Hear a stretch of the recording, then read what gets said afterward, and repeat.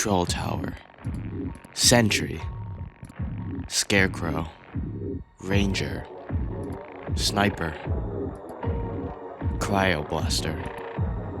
Together, they form the cheapest loadout in Tower Defense X.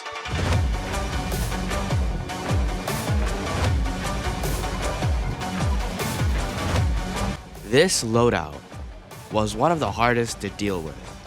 Number one, it has 4-star towers, Sentry, Ranger, Sniper, and Cryo Blaster. And 2 event towers. 2 event towers that do absolutely no damage. They're basically bait towers. I mean, yeah, Troll Tower can help your towers by, supports, whatever buffs. But still, it does nothing. I think the 2 useful towers are basically Sentry and Sniper, since they do the most damage and they can actually be helpful in some situations. This loadout was literally built for easy mode.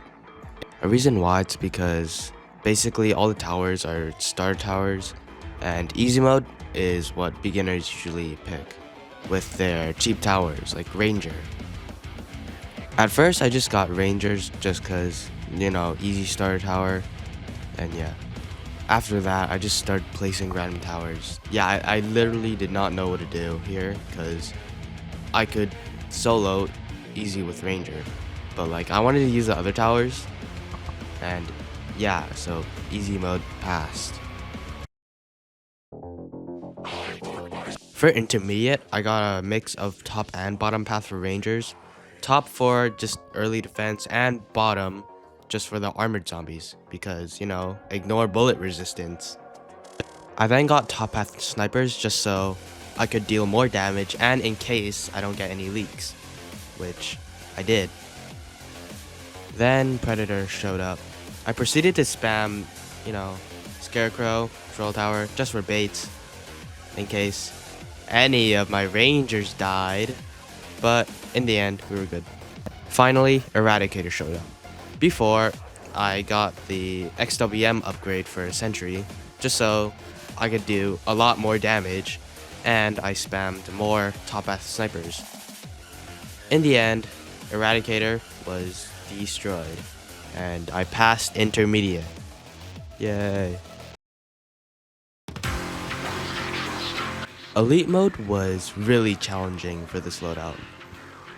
At first I got a mix of top and bottom path for Rangers again, since top path has stealth detection, so I can deal with the crowds too, and bottom path had fire and grenades, which also dealt with the crowds.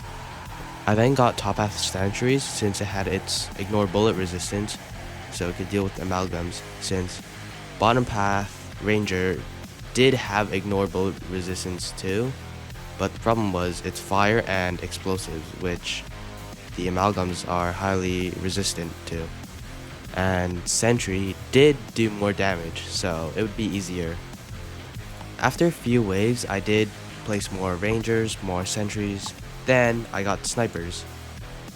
Snipers are really helpful in this mode, because Elite has flying enemies, and Sniper helped a lot with the lava golems, since they did the most damage and it had bullet resistance, which is a good combination with Pierce, since on wave 25, lava golems.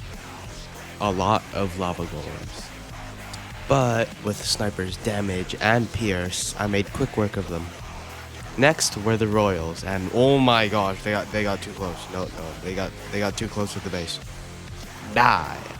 The Cyber Dragon I took down with ease, since all my snipers just targeted it. I don't think they like dragons.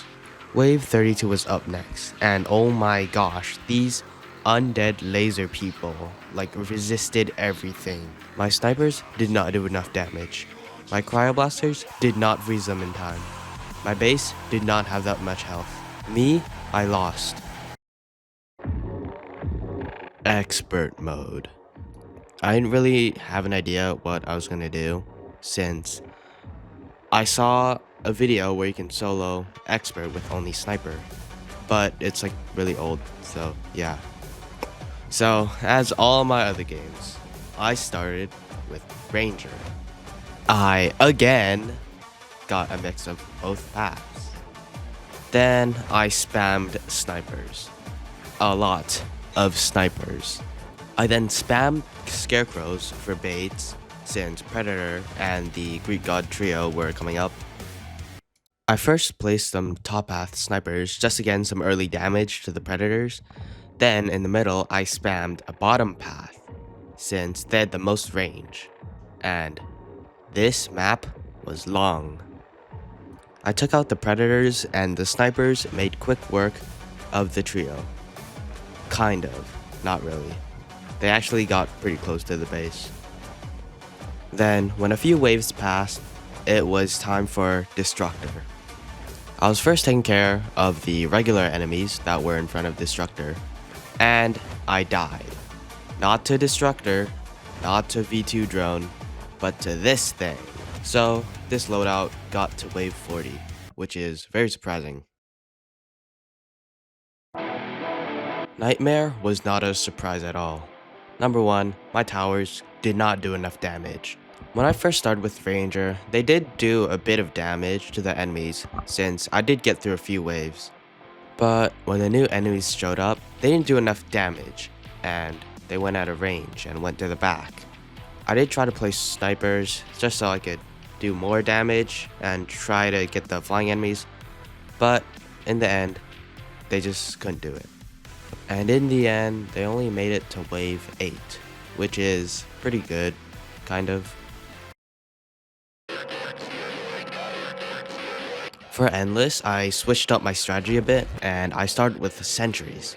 Sentries had a good amount of damage at the start, since I mostly got top path for damage and hidden detection. Then I got some bottom path, just so I could do a bit more damage. It was time for the first boss, Plague Doctor. I dealt with Plague Doctor many times. Most of my sentries were maxed out, and I got a bit of Cryo Blasters, just so I could maybe freeze Plague Doctor. He did get a bit close to the end, but I did defeat him. After that, I got some bottom path rangers just so crowd control wouldn't be a problem, and I just got more sentries for damage. But it all ended with revived Plague Doctor. At first, I spammed scarecrows since he does do damage to the towers. Then I got more sentries for damage, and he got way too close to the base. When he was at that weird part of the map, I started getting snipers just so maybe it could do anything. But in the end, he got to the base, and I died. Wave 29.